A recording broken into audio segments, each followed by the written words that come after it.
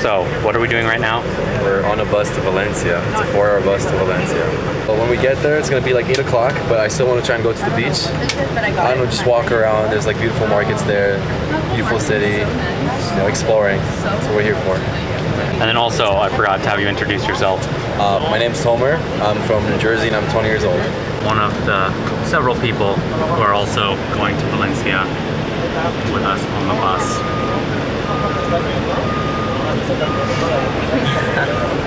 That's such a cute camera. Yeah, it's like good quality, I'm not gonna lie. That's so cool.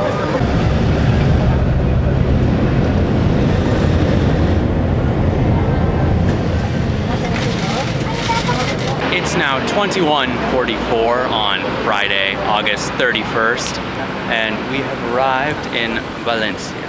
Anyway. The next day was obviously Saturday, and the first thing we wanted to do with our first full day was, of course, head to the beach. Most of us actually ended up sleeping in pretty late, but eventually we made it to the water. A video.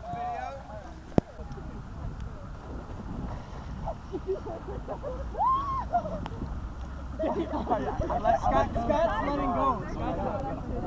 You gotta hold on to him.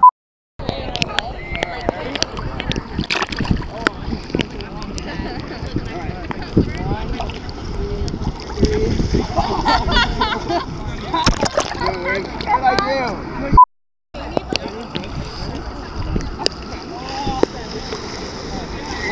Oh, sorry. What'd you do? What if you're like... You throw your body back. If you don't, you're gonna end up doing a watermelon. Don't recommend. A watermelon? A watermelon. Give me last say that. Is that a back flop? Or? Yeah, it's a back flop. Yeah. Great.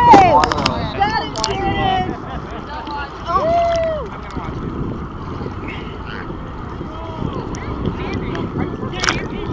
Yeah, yeah.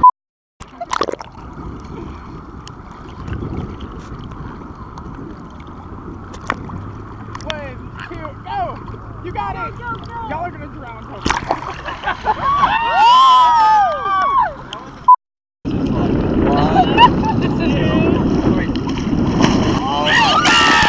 I slipped on your arm.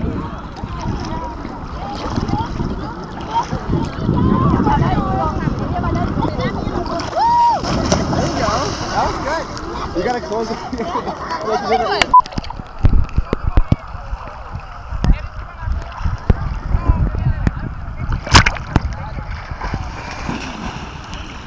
That was a good one.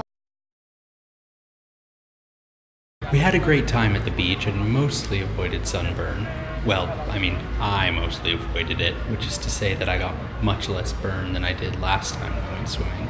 Anyway, that evening we went to get the legendary Valencian dish of paella. Afterwards, I got this really nice artsy shot, but to give you some variety while I talk about the paella, here's some video from the bus ride on Friday. Not a concert.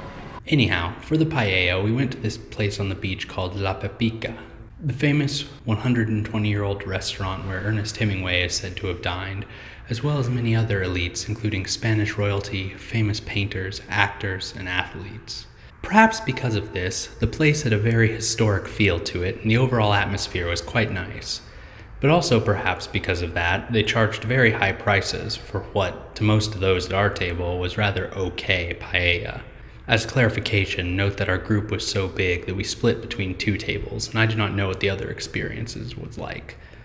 Anyway, it was good paella, don't get me wrong, just not 15 euros per person good. Also, the waiter we had was rather rude toward us. The place had good reviews on TripAdvisor, so maybe if you go in knowing what you want and order it the right way, you'll have a good experience. But if you have any questions or concerns about the menu, they, or at least the guy that served us, will have no patience for you. But it's a quote-unquote nice restaurant, so if you're prepared to pay out for the location and history, it might be worth your time. But enough about that. After, some of us went for drinks with one of the guys for his birthday, and then we moved on to Sunday. September 2nd, 2018 now, and we are exploring the historic downtown areas of Valencia, starting with, appropriately or perhaps inappropriately, for a Sunday with the cathedral. It is very interesting cathedral architecturally. I've been to enough Prague Castle and Nebraska State Houses to recognize that the probable explanation is that it took a long time to build and thus is partially constructed in multiple architectural styles, but I would like to know more about its specific history. But this being Sunday, we were kicked out so they could start Mass before I could really learn much about this unusual historic construction. So we went outside.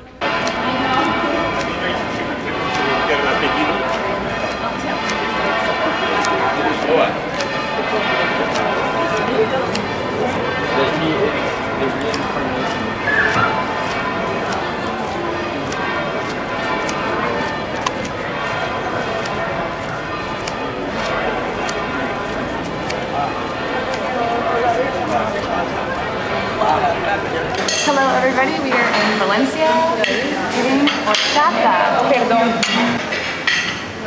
It's not that. And of course, I didn't get a shot of the horchata because even after nearly half a decade of doing this, I'm still really bad at planning my shots. But here's a nice shot of the cathedral. Isn't it pretty? And here's another shot of the view from our Airbnb, because that's where we returned next, to head back towards Madrid, after all too short a stay in the lovely city by the sea. You know, I say lovely because that was my general impression upon getting back Sunday night and with my first day of class looming large the next morn, but looking back, what reason have I to use that word? As you can see here, the place wherein we stayed wasn't exactly the cleanest or most wholesome, despite the free access to ping pong tables in the park. Of course, the beach was beautiful and downtown seemed quite nice. I must go back and spend some real time there, but beyond that, the majority of the locals that I interacted with seemed rather rude. Not all. There were some very nice people, but the majority were rude. And the streets I saw outside downtown seemed at best rather meh. Well, when you put it that way, it sounds kind of like LA, so maybe I liked it because it reminded me of home. I jest somewhat. That's not really my opinion of LA. Well, usually. But I think there's something in that statement that gets to the actual reason. I travel a lot. I've seen quite a few world wonders and I've seen quite a few dumpy Walmarts. A lot of places are somewhere in between, and I've often wondered what exactly makes people call a place lovely or some such term. Don't worry, I'm not going to get into the whole treatise here. This video is long enough and I'm running out of footage to talk over, but the gist of it is that there's a lot of factors that can contribute. And here's what Valencia means for me, for now. Medina Boutarab. That's the old Muslim name for the city, or at least my mispronunciation of it. And one possible translation is City of Joy. Prior to this weekend, I was feeling unsure.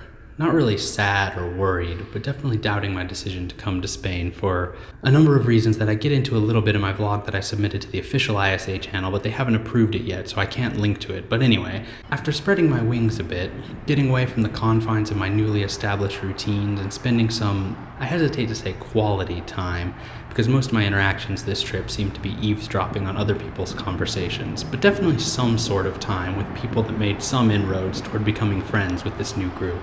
So, though physically I was exhausted by the end of that bus ride to Madrid, inside I was newly filled with strength, health, and in short what the Romans call vale, from which the Spanish get their ubiquitous vale, and moreover, the original Latin name of a certain settlement on the shores of the Roman Republic, a settlement named for its strength and vigor.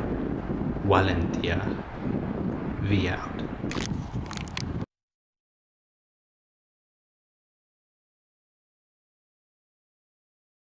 I have no idea if this camera actually has sound on it or not. Okay guys, it's 18:29 and we're about halfway back to Madrid. There's this weird thing happening on my phone on at least Snapchat. I didn't want to change anything before I got it on film because this is really, really weird. As you can see, the camera on the phone is rotated at 90 degrees to reality.